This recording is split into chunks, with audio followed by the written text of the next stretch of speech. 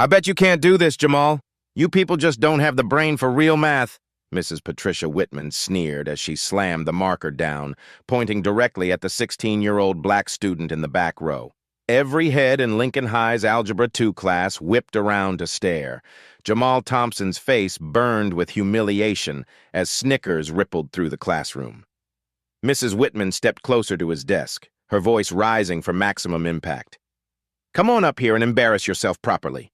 Show everyone exactly why some students belong in remedial classes. She gestured dismissively at the complex equation covering the whiteboard. Or are you too scared to even try? Devin Martinez grabbed his friend's arm, shaking his head frantically. But Jamal's hands were already clenched into fists. The entire room held its breath, phones recording, waiting for the inevitable breakdown. Mrs. Whitman crossed her arms triumphantly, savoring her moment of public humiliation.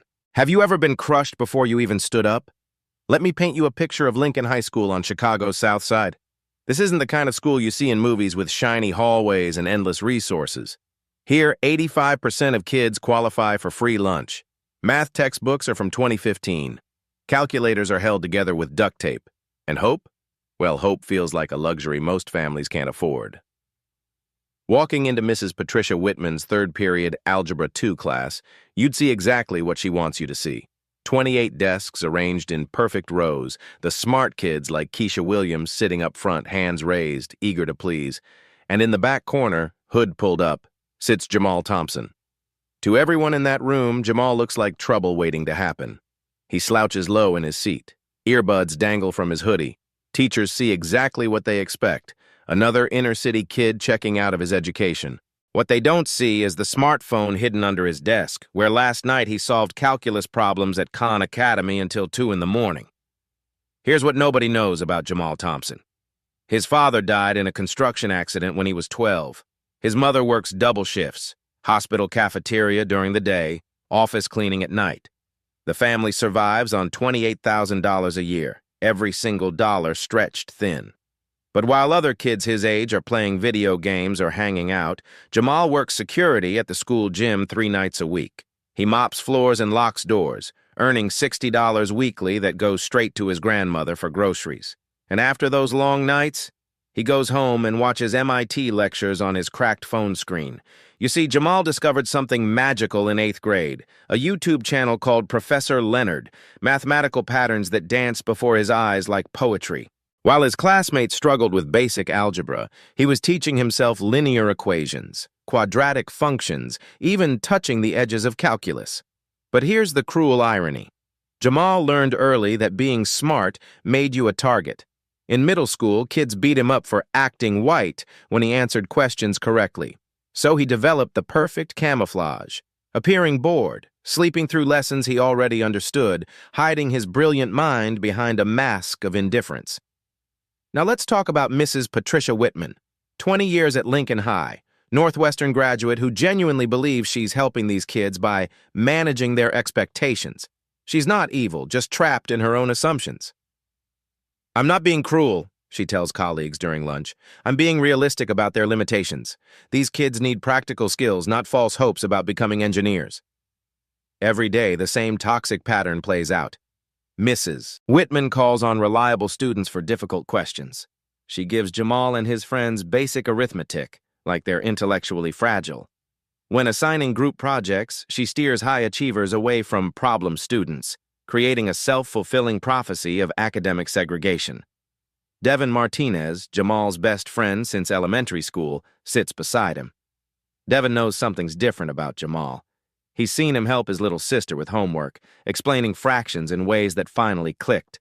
But whenever Devin asks questions, Jamal just shrugs it off. The classroom reflects this philosophy perfectly. Smart kids in front, problem kids in back. Expectations set in stone before anyone opens a textbook. Success is predetermined by zip codes and assumptions about what certain students can achieve. Today's lesson focuses on quadratic equations. Standard Algebra 2 material, but misses. Whitman chose an intentionally complex example to challenge her advanced students. The equation sprawls across the whiteboard like a mathematical monster. 3 by 2 plus 7x, 11 equals sine 0. She explains methodically, emphasizing proper procedure and systematic thinking. Most students copy notes without understanding. Keisha raises her hand with smart questions. Tyler Carter takes detailed notes for later study. But Jamal? He's not listening to her explanation at all. He's staring at those coefficients, seeing patterns that others completely miss. In his mind, he's already solved this problem 3 different ways. He could explain why each method works and when to use them. He understands the underlying mathematics better than students headed to prestigious universities. The classroom culture demands conformity. Struggle gets sympathy. Excellence gets praise. But hidden genius? That gets buried under assumptions about demographics and destiny. Mrs. Whitman surveys her domain with satisfaction. Most students look appropriately challenged. A few seem lost. This confirms everything she believes about natural mathematical ability. That's when she spots Jamal, hood up, apparently disconnected from learning entirely.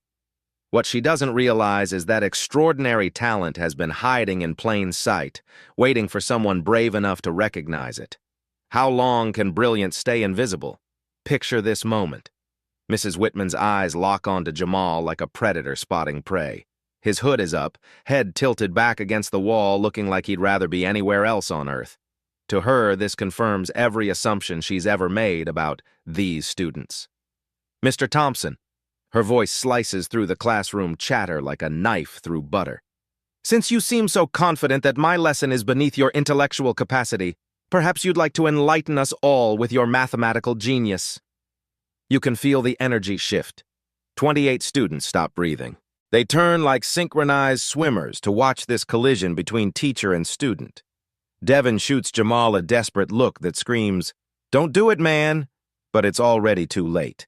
Mrs. Whitman is moving toward the back of the classroom, marker gripped like a weapon. This is her moment to prove a point about respect, authority, and knowing your place in the academic hierarchy. "Stand up," she commands, her voice dripping with synthetic sweetness that fools nobody. "Come demonstrate for the class how a true mathematician approaches complex problems." Jamal slowly removes his hood and rises. He's tall for 16, all sharp angles and quiet intensity. Around him, students are already pulling out phones, sensing viral content in the making. This is the kind of moment that gets shared thousands of times. A teacher absolutely destroys a student's ego in real time. Mrs. Whitman gestures toward the whiteboard where she's written one of the most complex quadratic equations she could think of. Numbers and variables twisted together in ways designed to confuse and intimidate, the kind of problem that makes honor students sweat. Take all the time you need, Jamal. I'm absolutely certain that with your extensive educational background, this will be elementary. Snickers ripple through the classroom. Keisha Williams shakes her head with secondhand embarrassment. Tyler Carter looks uncomfortable but doesn't dare intervene. The social dynamics are brutal and crystal clear. Jamal is about to be publicly humiliated for the crime of appearing uninterested. Actually, Mrs. Whitman continues, warming to her performance, let's make this entertaining. If you solve this correctly, I'll give the entire class extra credit points. But when you fail, she pauses for maximum dramatic impact. You'll spend next week's lunch periods in detention, solving basic addition problems until you learn proper respect for mathematics. The stakes just exploded. Now Jamal's inevitable failure affects everyone. Students who were indifferent moments ago suddenly have skin in this game. They're watching with the hungry attention of spectators at a car crash. Devin whispers urgently, "Just say you don't know, man. Don't give her what she wants." But something shifts in Jamal's posture. His shoulders straighten like a soldier coming to attention. His eyes focus on that equation with laser intensity. For the first time all semester, he looks genuinely engaged with the material. Mrs. Whitman extends the marker with exaggerated ceremony, like she's handing him the rope for his own academic hanging. "Whenever you're ready, Mr. Thompson, show us what passes for mathematical thinking in your world." Jamal walks to the front of the classroom. Each step echoes in the silence. The complex equation looms before him on the whiteboard. Variables and coefficients arranged like a mathematical maze designed to trap him. Behind him, 28 witnesses wait for his predictable failure. Mrs. Whitman crosses her arms, already composing her follow-up lecture about intellectual humility and knowing one's place. But as Jamal studies the problem, something completely unexpected happens. His expression transforms from resignation to recognition. He's not seeing a confusing jumble of numbers anymore. He's seeing patterns, relationships, mathematical beauty that everyone else missed entirely.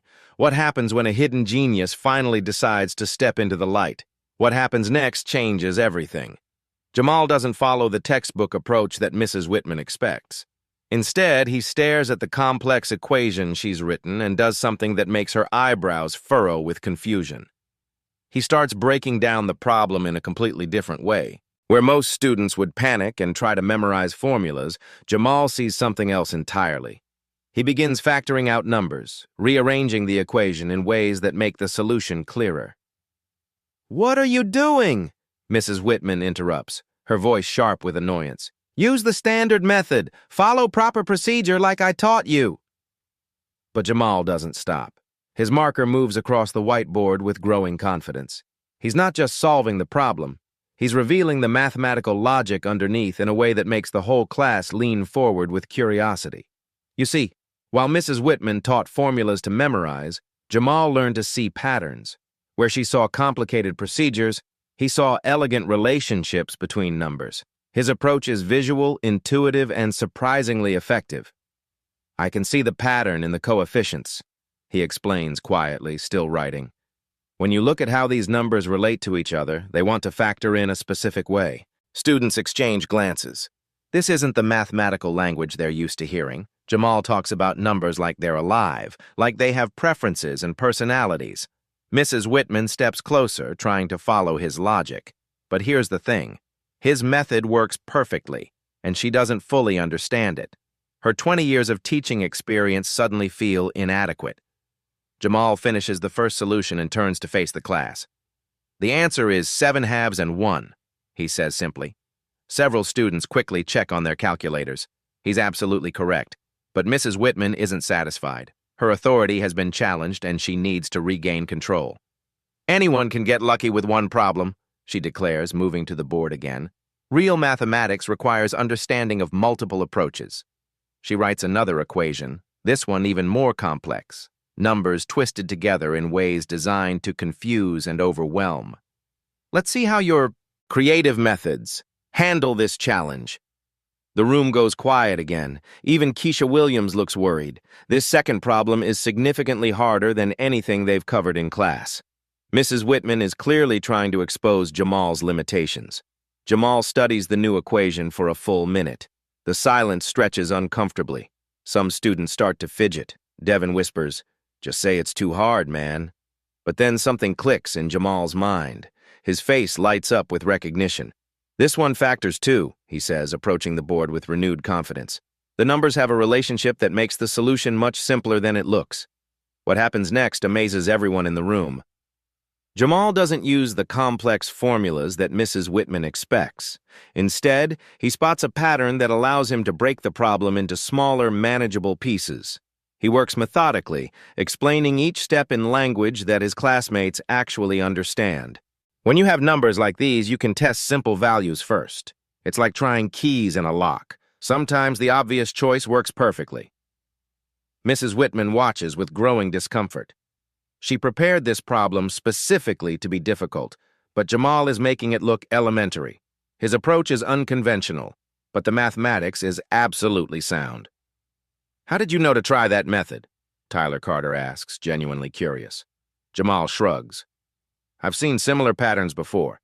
When you look at enough problems, you start to recognize the relationships between numbers. It's like learning to read facial expressions. After a while, you just know." Students are taking notes now, not on Mrs. Whitman's formal procedures, but on Jamal's intuitive explanations. His way of thinking about mathematics makes more sense to them than years of traditional instruction. "You're correct again," Mrs. Whitman admits reluctantly. But instead of praising his insight, she doubles down on criticism. However, these pattern recognition techniques only work on carefully selected problems. Real-world mathematics requires systematic approaches, not shortcuts.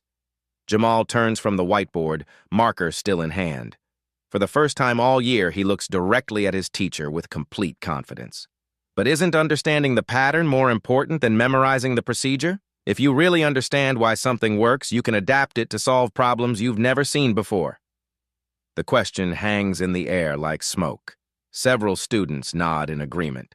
They've spent months memorizing formulas without understanding, and here's someone showing them a completely different way to think. Mrs. Whitman realizes she's losing control of the classroom dynamic. Her students are more engaged with Jamal's explanations than they've been with her lessons all semester. Some are even asking him questions instead of her. Devin grins at his best friend with newfound respect. "Bro, where did this come from? You've been holding out on us." Other students cluster around Jamal's desk during the remaining class time, asking him to explain other homework problems.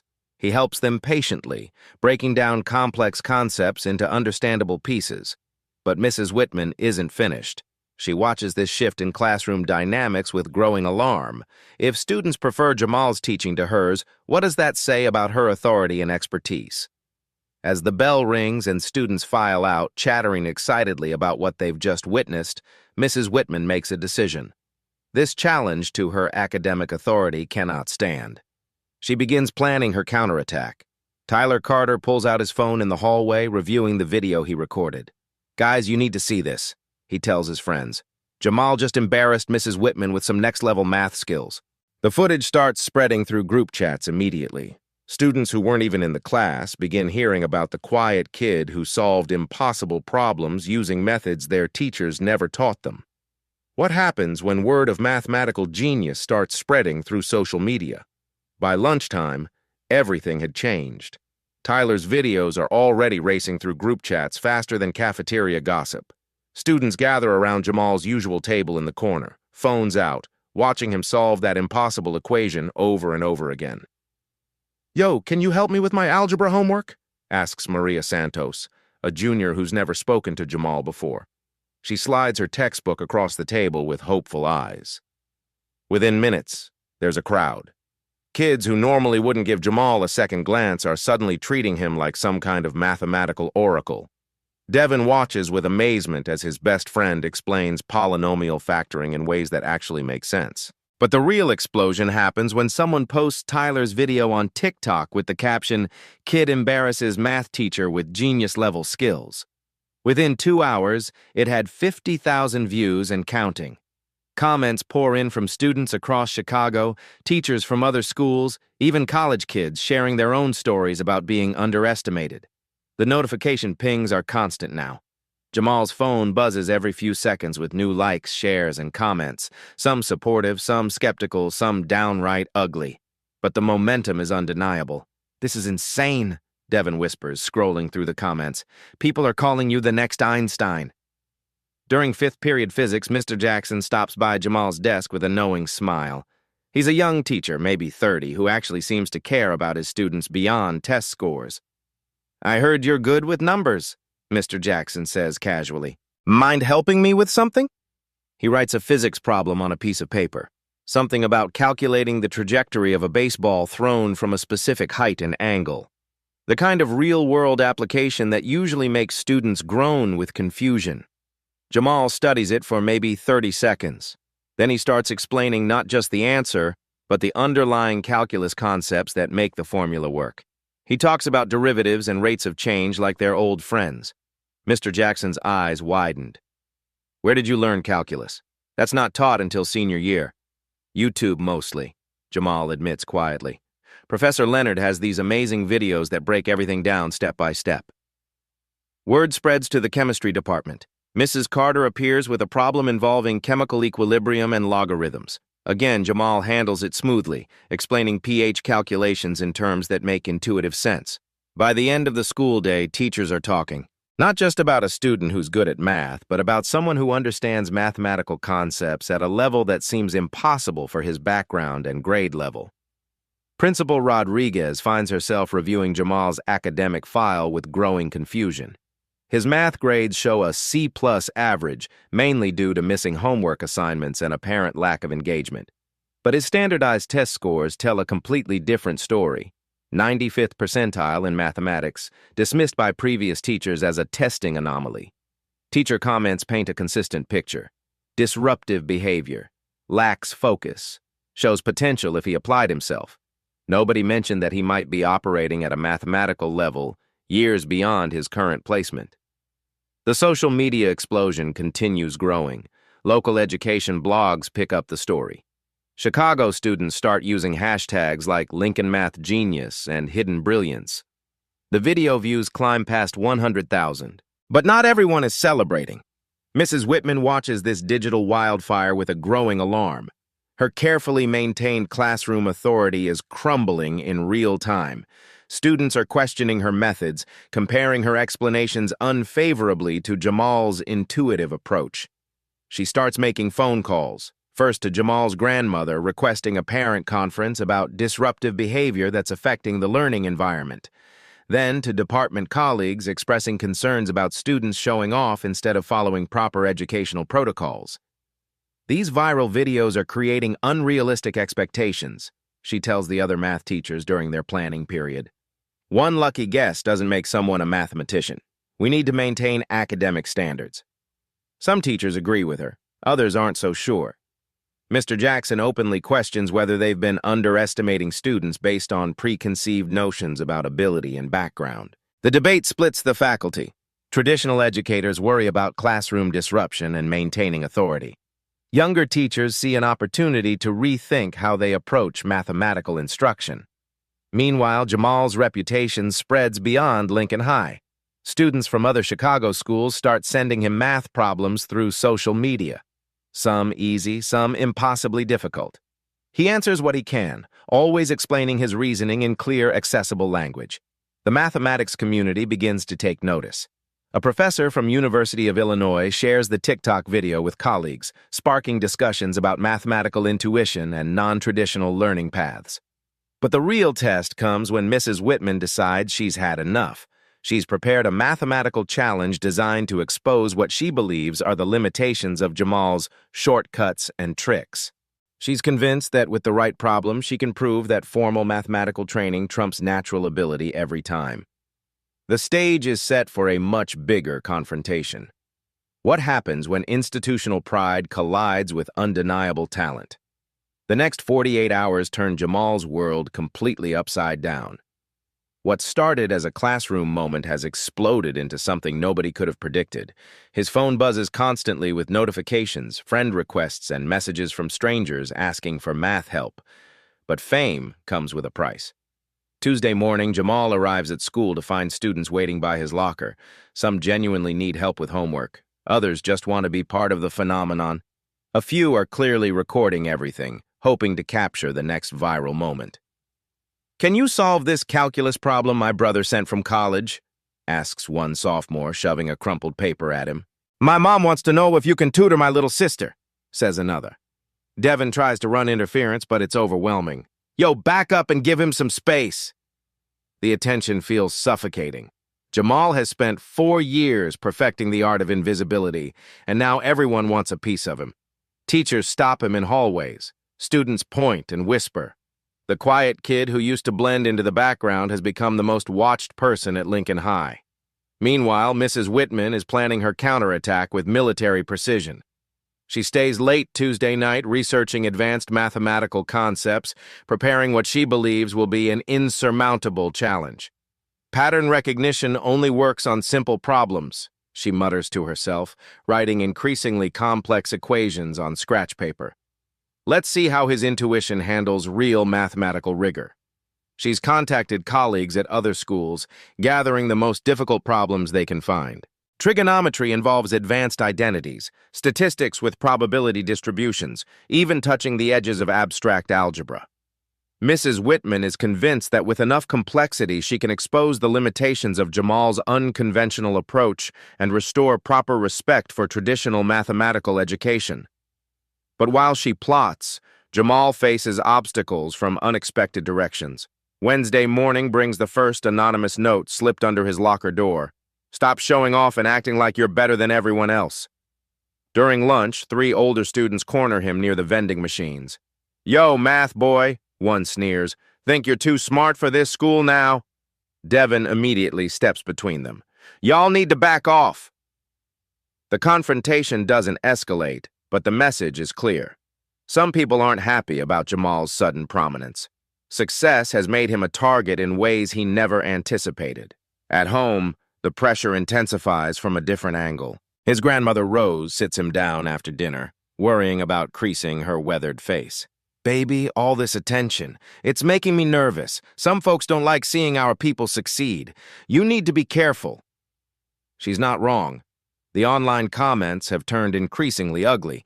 Mixed in with genuine support are racist remarks questioning whether Jamal is getting outside help, whether the videos are fake, whether someone like him could really possess advanced mathematical ability. "Maybe you should just lay low for a while," she suggests gently. "Let things cool down." But Jamal can't unsee what he's discovered about himself. For the first time in his life, he feels intellectually alive. Students actually listen when he explains concepts. Teachers acknowledge his abilities. The mathematical beauty he's always seen in private is finally being recognized. Thursday brings new challenges. Mrs. Whitman announces that she's prepared special advanced problems for students who think they've outgrown the regular curriculum. "Since some people believe they're ready for graduate-level mathematics," she says, looking directly at Jamal, "I've arranged some truly challenging material." She's also scheduled a parent conference with his grandmother for Friday afternoon, claiming concerns about disrupted classroom dynamics and the need to discuss Jamal's academic future. The psychological pressure mounts from all sides. Classmates expect him to solve every difficult problem instantly. Teachers scrutinize his every move. Social media followers demand constant proof of his abilities. Devin notices the stress building. "Man, you look exhausted. When's the last time you actually slept?" Jamal has been staying up until 3 a.m., answering mathematical questions from strangers online, trying to help everyone who reaches out. The workload is becoming impossible. But Thursday afternoon brings unexpected support. Mr. Jackson pulls Jamal aside after physics class. "I've been watching what's happening," he says quietly. "Mrs. Whitman is preparing something big for tomorrow. She's been asking other teachers for their most difficult problems." He slides a piece of paper across the desk. "These are some advanced topics she might use. I'm not telling you the answers, but maybe knowing the concepts will help. It's the first time a teacher has actively supported Jamal instead of questioning his abilities or motives."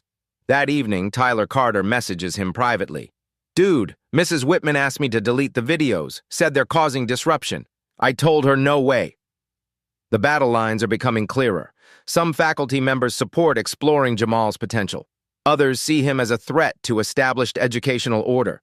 The social media phenomenon continues growing. Education reporters from local newspapers start calling Lincoln High, asking for interviews. The school administration finds itself caught between celebrating student achievement and managing unwanted attention. Principal Rodriguez calls an emergency faculty meeting Thursday night. The discussion grows heated as teachers debate how to handle the situation. "We should be nurturing this kind of talent," argues Mr. Jackson. "We should be maintaining classroom discipline and proper educational standards," counters Mrs. Whitman. The divide reflects larger questions about education, equity, and recognizing potential in unexpected places. Friday morning arrives with the weight of accumulated pressure. Jamal walks into Mrs. Whitman's classroom knowing that today will determine something crucial about his future. She's prepared for what she considers the ultimate test. Problems requiring formal mathematical language, rigorous proof techniques, and advanced theoretical knowledge that typically takes years of university study to develop. Today, we'll see the difference between mathematical intuition and genuine mathematical understanding, she announced to the class. Students pull out phones, sensing another historic confrontation. The viral videos have attracted thousands of new followers, all waiting to see what happens next. But as Jamal looks at the problems Mrs. Whitman has prepared, he realizes something important. This isn't really about mathematics anymore. It's about respect, authority, and whether extraordinary talent can emerge from ordinary circumstances. The mathematical challenges are real and difficult, but the deeper question is whether institutional education can recognize and nurture genius when it appears in unexpected forms. Everything has led to this moment. The viral fame, the community support, the academic pressure, the social expectations. Jamal takes a deep breath and approaches the whiteboard one more time. What happens when unstoppable talent meets immovable prejudice? Just as Mrs. Whitman prepares to unveil her ultimate mathematical challenge, something unexpected happens. The classroom door opens, and Principal Rodriguez enters with a woman none of the students recognize. "Excuse the interruption," Miss Rodriguez says. "This is Dr. Sarah Martinez from the University of Chicago Mathematics Department." Dr. Martinez is young for a professor, maybe 40, with kind eyes and an air of genuine curiosity. She's been following the viral videos since yesterday, and what she's seen has brought her here personally. "I hope you don't mind," Dr. Martinez says to Mrs. Whitman. "I've been watching the social media posts about your student. As a researcher in mathematical cognition, I had to see this for myself." Mrs. Whitman forces a smile, clearly annoyed by this unexpected intrusion. "Of course, we were just about to demonstrate the importance of formal mathematical training. But Dr. Martinez has something different in mind." She approaches Jamal with a folder full of papers. "I don't want you to solve problems today. Instead, I want to show you some mathematical proofs and ask what you see." This isn't what anyone expected. Not problem solving, but pattern recognition at a deeper level. Dr. Martinez spreads several papers across Jamal's desk. These aren't textbook exercises. They're actual research problems from graduate-level mathematics. Incomplete proofs, theoretical frameworks, abstract concepts that typically require years of advanced study. "Just tell me what patterns you notice," she says gently. "Don't worry about formal language or proper notation. What does your mind see when you look at these?" Jamal studies the papers for several minutes. The classroom is dead silent. Mrs. Whitman watches with growing confusion, unsure where this is heading. Then Jamal starts talking.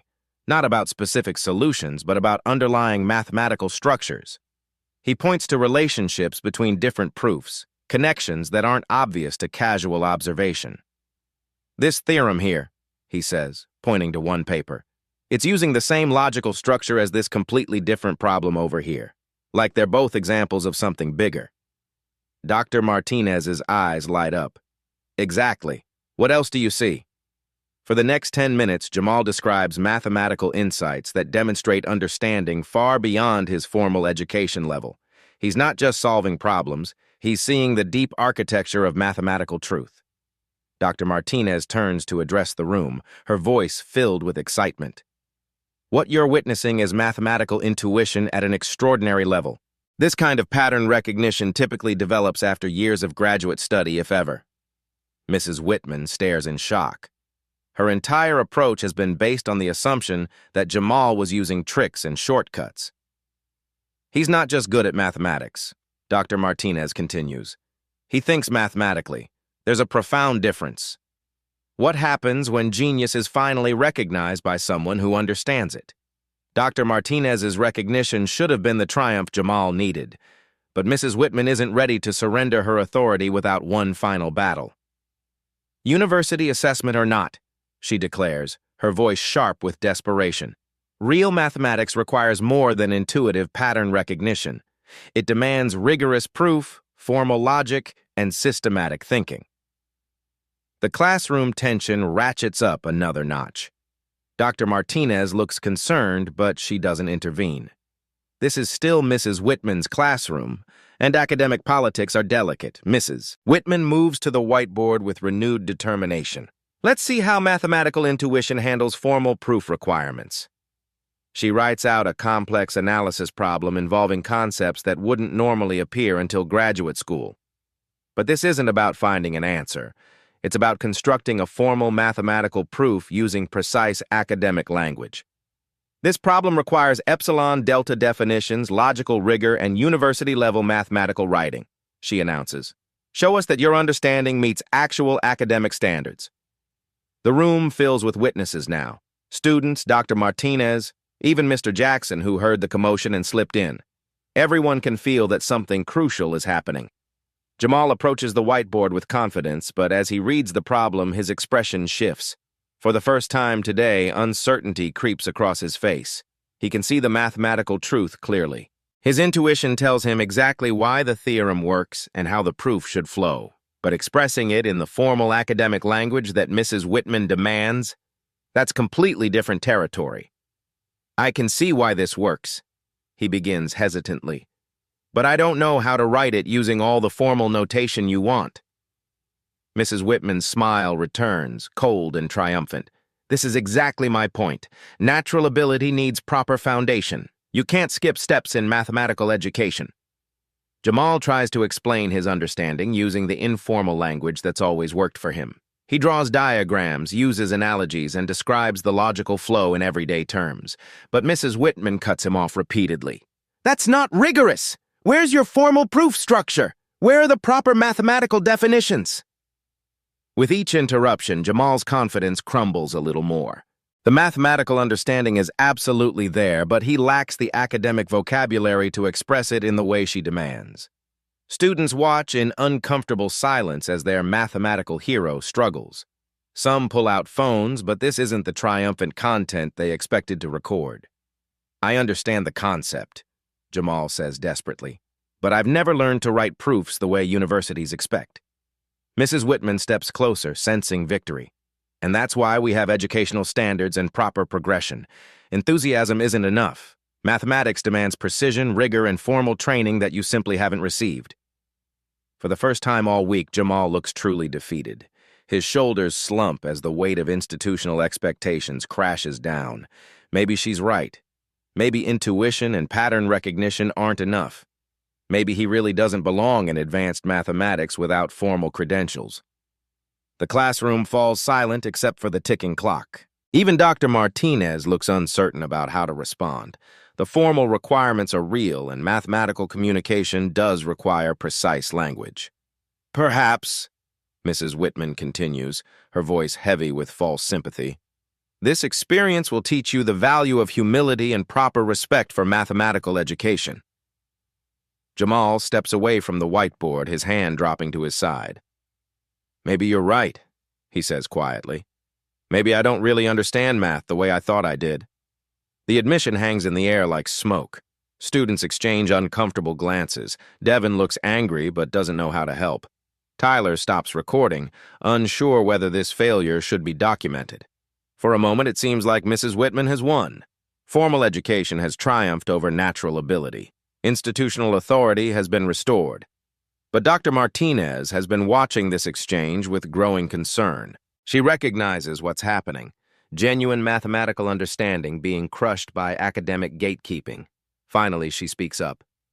Jamal, she says gently, can you show us what you see, even if you can't write it formally yet? What happens when mathematical intuition gets a second chance? Dr. Martinez steps forward with quiet authority. Mrs. Whitman, may I suggest something? Mathematical communication has many forms. Some of history's greatest insights came from people who saw the truth before they could formalize it.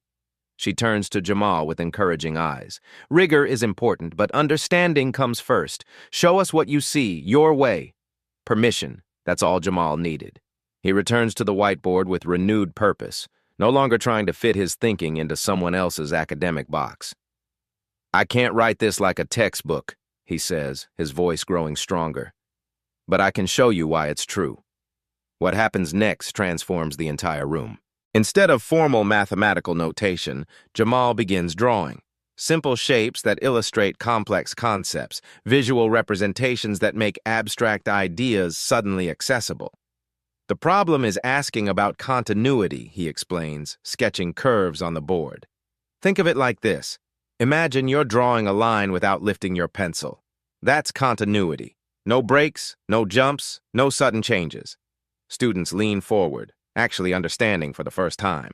Mrs. Whitman's formal epsilon-delta definitions never made intuitive sense. But Jamal's explanation clicks immediately. Now, the mathematical proof is just showing that this no-breaks idea works with numbers, he continues. When Mrs. Whitman talks about epsilon and delta, she's really describing how close you can get to any point on the curve. He draws margins around his curve, showing how the mathematical language describes precision. Epsilon is like saying, I want to be this close to the right answer. Delta is saying, if I'm this close to my starting point, I'll definitely hit my target. Dr. Martinez watches with growing amazement. Jamal is explaining graduate-level concepts in ways that make them accessible to high school students. His visual approach reveals the essential truth that formal proofs are designed to capture.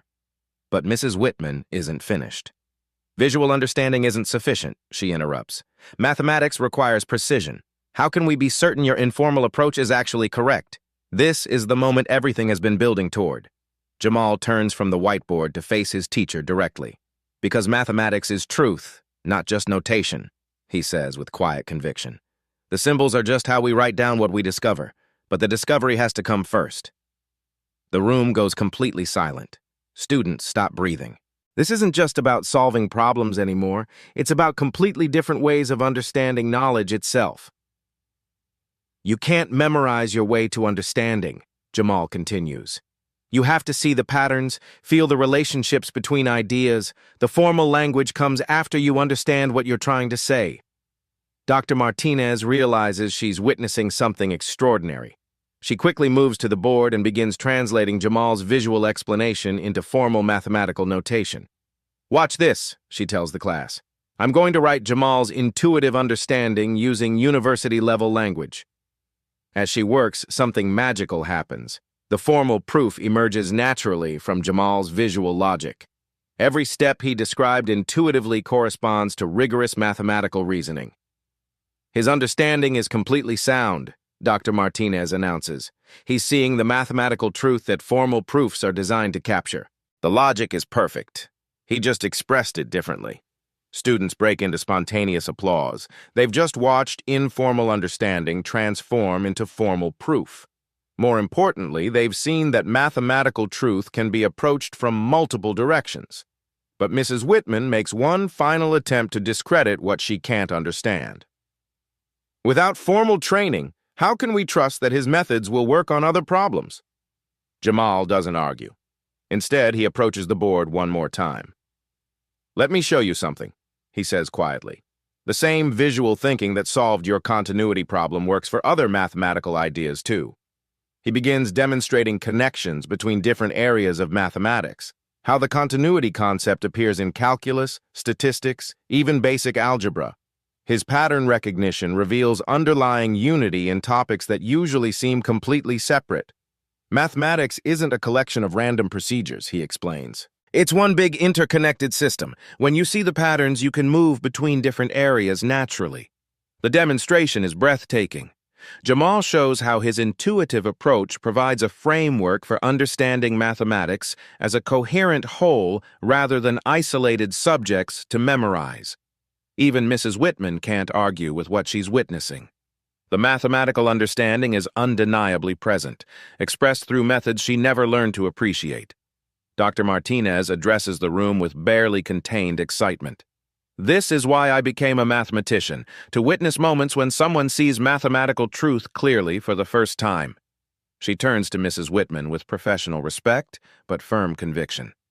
Formal training is important, but it should build on understanding, not replace it. Jamal has genuine mathematical insight that deserves to be developed, not dismissed. The status flip is complete. The student who was publicly humiliated for appearing disengaged has demonstrated mathematical thinking that impresses a university professor. The teacher who questioned his ability now faces her own assumptions about intelligence and education. Mrs. Whitman stares at the whiteboard covered with Jamal's visual proofs and connecting insights. For 20 years, she's taught mathematics as a series of procedures to follow. But watching Jamal work, she's seen mathematics as a living, breathing system of ideas. The silence stretches uncomfortably long. Students wait for her response. Dr. Martinez watches hopefully. Jamal stands quietly, having said everything he needed to say. Finally, Mrs. Whitman speaks. Her voice is different now, quieter, less certain, touched with something that might be humility. I've never seen these concepts explained this way before, she admits reluctantly. Your understanding appears to be mathematically sound.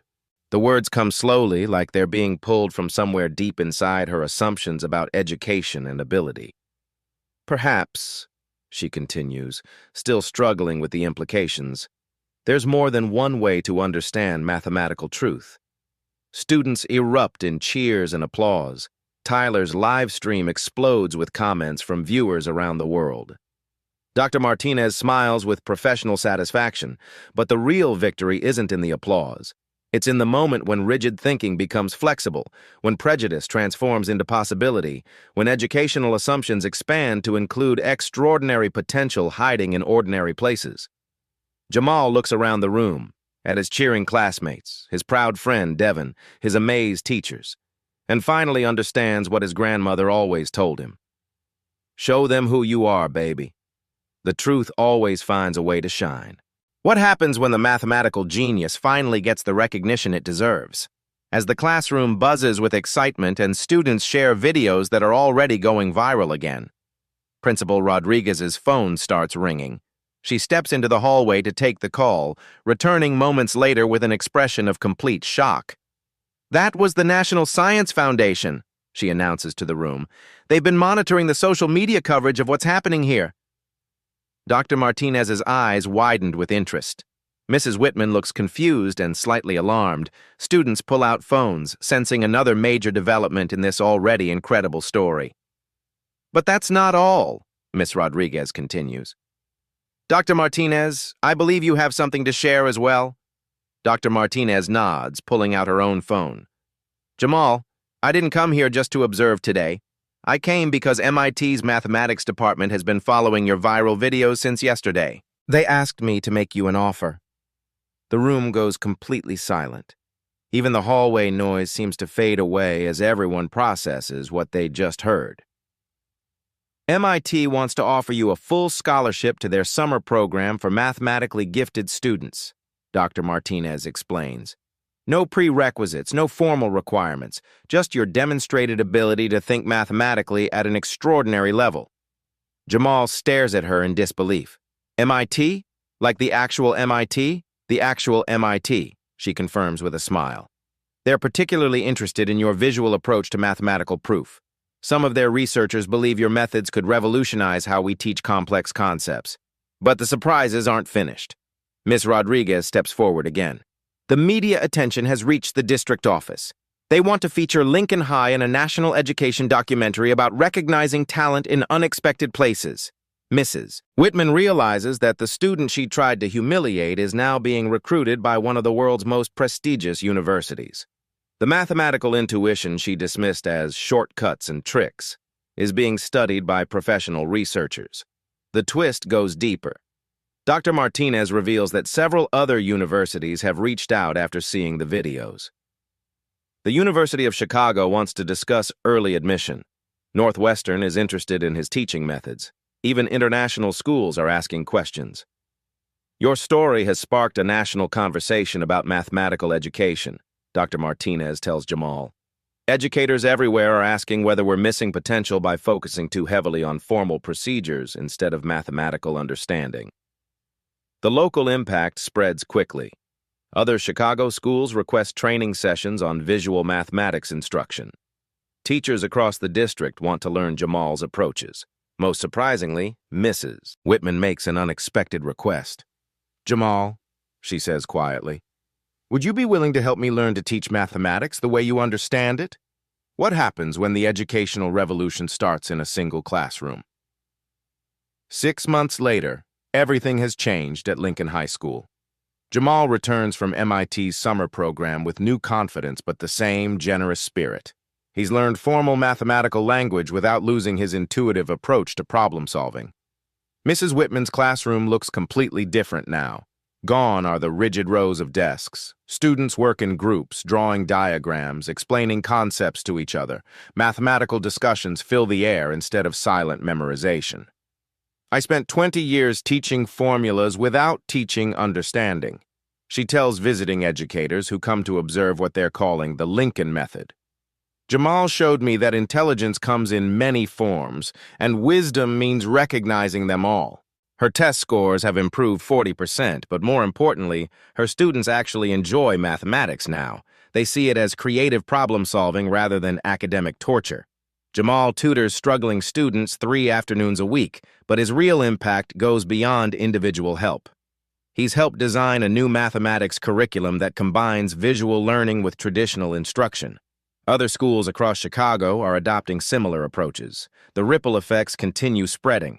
Educational researchers study his teaching methods. Mathematics departments reconsider how they identify and nurture talent. The viral videos have sparked national conversations about equity, potential, and recognizing genius in unexpected places. Devin grins as he watches his best friend explain calculus concepts to a group of fascinated freshmen. Man, remember when you used to hide how smart you were? I wasn't hiding, Jamal replies thoughtfully. I was protecting myself. But I learned something important. Mathematical truth doesn't care about your background, your school, or your resources. It only cares whether you're willing to see clearly and think honestly. His grandmother Rose watches from the classroom doorway, pride radiating from her weathered face. The boy she raised to be safe has become someone who makes others brave enough to dream bigger. Every person has mathematical intuition, Jamal says, looking directly at you. We just need teachers brave enough to help them find it, and systems flexible enough to nurture it when it appears. If this story moved you, share it with someone who needs to hear it. If you know a student who's been written off, send them this. If you're a teacher, ask yourself, is there a Jamal in your classroom right now?